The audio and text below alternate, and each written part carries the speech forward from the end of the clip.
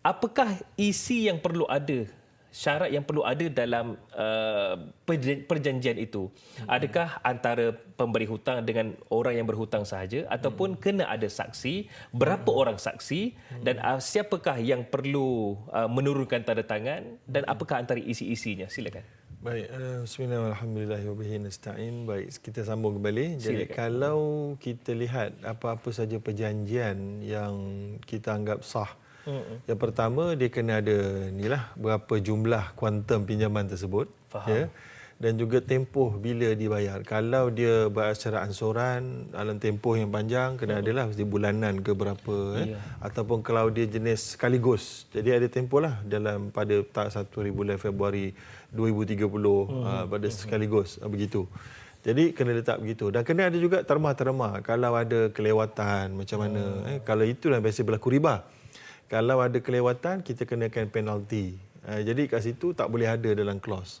Kalau nak ada untuk deterrent, iaitu untuk mengelakkan orang yang berhutang itu sengaja menganggap jaringan, kita letakkan bahawa ada penalti, tapi penalti itu kita tak ambil. Orang yang layak pemilik hutang itu tak ambil, tapi dia akan channelkan pada charity. Pada mana charity lah, pada pusat Al-Bayan tadi ke, ada lain-lain. Yang pemihutang tak boleh ambil? Tak boleh ambil. Kalau dia ambil, dia jadi riba. Riba. Lah, ya. Baik, jadi apa yang ada lagi perlu ada lagi dalam tu adalah betul nama. Kalau nak ada letakkan cagaran, letakkan dalam itu. Kalau nak ada juga dia punya klaus-klaus yang lain, iaitulah sebelum saksi, klaus-klausa yang lain, iaitulah boleh dibayar kalau ada kematian, dia boleh dibayar kepada waris saya, nama si Polan, nama si Polan, ada 2 nama contoh. Boleh letak dalam itu juga, bagus untuk diletakkan. Dan juga salinan kontrak itu nanti bagi pada penama-penama itu juga supaya tahu, jangan keliru. Ya. Ya? Baik, jadi kemudian sudah tentulah penutupnya adalah nama pemberi hutang dan peminjam. Ataupun kalau jual beli pun sama juga, pembeli dan penjual.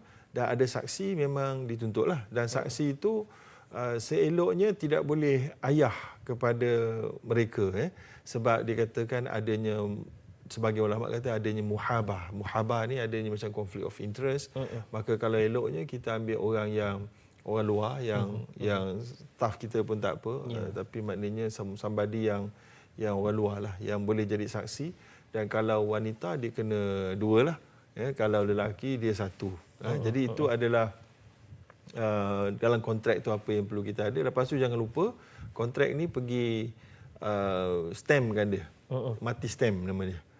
Mati stamp itu kalau ikut pendapat lawyer, dia adalah perlu untuk menjadikan dokumen